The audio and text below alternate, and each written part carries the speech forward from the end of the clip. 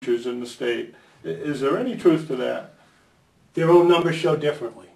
Their own numbers show differently. That in fact, the East Providence teachers are not the lowest paid in the state. And not that they should be. But, no, absolutely, well, absolutely not. I'm not advocating, No, but I think it's very disingenuous to put out there that we're the lowest paid in the state when they're not the lowest paid in the state. And another thing that's failed to be brought up during, when this accusation is made, is that, they say about the rollbacks and the unilateral implementation.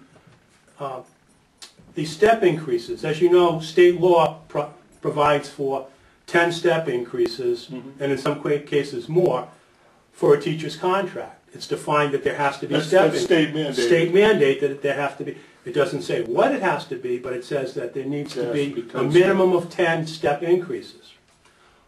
Well, what happened with everything going on, that step increases were never touched. The step increases that were in existence under the last contract remain under this contract. So the teachers, teachers who are not at the top level, teachers who are working their way up, are still getting substantial, what I would call reasonable, substantial increases every year. The average typical step raise? Well, somewhere in the neighborhood of $3,000, which, based on a percentage, if you look at each rung on that ladder, translates to somewhere about 5.5% to 6% increase, depending upon where you fall. So there are people in the system who are still, every year, they're getting that raise. So it's not like they're not getting anything. There are people still working their way up, up the ladder with those step increases, and they are very good step increases. They're among the best. I wouldn't argue that. But can we get to the topic of merit pay? Now, is it correct in assuming that there is already something in the works? There is already a move to get merit pay going into the East Providence school system. There is a committee set up, composed of administration, parents, PTA groups, and teachers who have been asked to participate on it also. The timeline was looking to have it implemented somewhere around September of 2011 for the start of the next school year. It may be that it's not going to be on time for then, but hopefully shortly after that, it will be available. There will be a system in place where teachers will be rewarded on their performance on a yearly basis. So if you do a great job and you merit an increase, you will be compensated accordingly. Have the teachers been participating in those? They've been asked to participate in it. There's been some pushback on it. I still think that I'm hoping that they will agree that it's something that's coming down. I know the State Department of Education, I believe, just is in favor of this. It's been implemented in other school systems throughout the country, and it's proved to be successful. I think it's a tool that you see it in private industry. That's how it works in private industry. Right. If you do a good job, you're rewarded. And the argument is, well, you can't apply that to a teaching system. I absolutely think you can apply it. I mean, just to say that somebody's been in the system X number of years, that that this is what they're supposed to get, and while somebody may be doing an adequate job by standards over here, and somebody is doing a super job over here, that they're getting the same. The inequity, it's not right. Or perhaps less. Because they get paid based on seniority. True. Many times I've experienced this myself, where a younger teacher gets a lot better results than, there's exceptions of course, but you see a younger teacher working so much harder, and the kids respect and learn a lot more, and yet she gets paid half of what teacher next door gets paid, because the other one has been teaching for 20 years and this one has been teaching for 2 or 3. So that's what this new system is trying to address. You're going to get paid at least partially based on your performance. That's not a new idea. It's been done for many years. Absolutely. Steve gets paid according to that. I get paid according to that. I get paid according to that. As a matter of fact, last night we were at the forum at the East Bay Manor, Steve and I and our opponents, and this question came up. And somebody asked the question, being concerned that that's when they made the statement that we were the lowest paid, And how could we attract quality teachers when we were the lowest paid? First of all, we're not the lowest paid. But I answered that question saying, well, let's assume we are the lowest paid.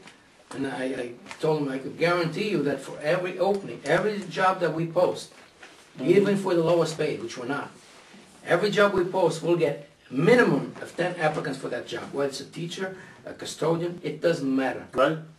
And I reminded them that, you know, look what happened in Central Falls. 100 teachers got fired. They got over 700 applications for the job. So, you know, times are tough. If there's an opening, believe me, we won't have any problem filling any position. Trust me. Absolutely. Well, that was a comment made by your opponent, wasn't it? That the teachers were the lowest paid. Yeah, she did bring that up, which when I had the opportunity to respond, I pointed out that clearly we are not the lowest paid district. Moving on,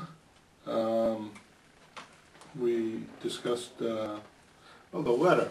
I have in front of me a letter that's from the NEARA. All right.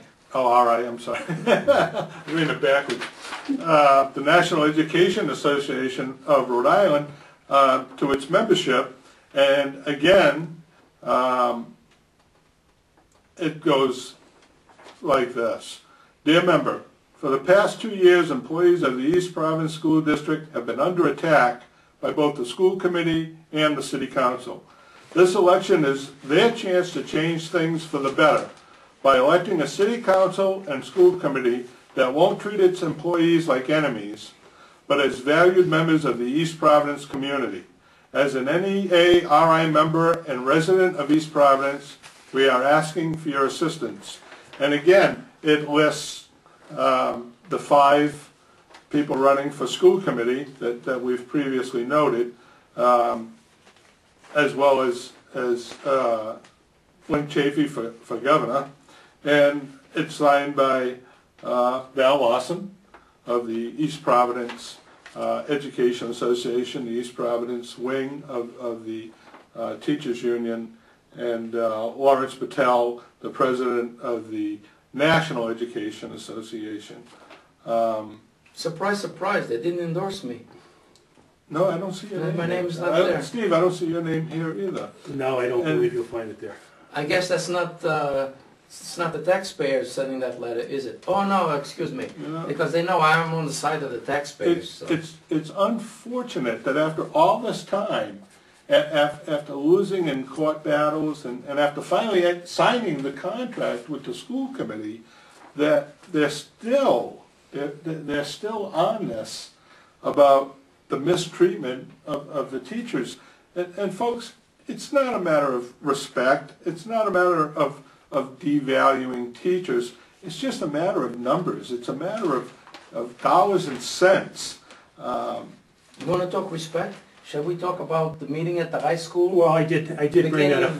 I brought that up last night when my opponent, brought up the issue about lack of respect for, for the bargaining unit, and I clearly pointed out that at the meeting on January 9 of 2009, that high school auditorium was jam-packed with, union supporters who were either asked to show up there from around the state, brought in specifically, bussed in from across the state. That crowd was just short of a mob scene. The yelling, the screaming, the obscenities being shouted. I got to tell you, Steve, it was not a pleasant sight. And the fact that at the end of the meeting... The meeting was cut short. Well, we completed everything that was on the docket. We managed to complete everything on the docket. We were bound to determine we were going to finish the meeting. We did. And on the way out, the East Providence Police Department, because my dad had come to the meeting that night because he wanted to see it. My dad's sitting right down there, 79 years old. He had to get a police escort out of the building because I'm walking out with him, and the police, we're providing escorts for family members, school committee people on the way out. Which that's when you've got to get a police escort, when you've got people yelling and screaming at you and making obscene gestures. I mean, you talk about a lack of respect. Well, Steve, I had T-shirts for doing something that was not an easy decision to make.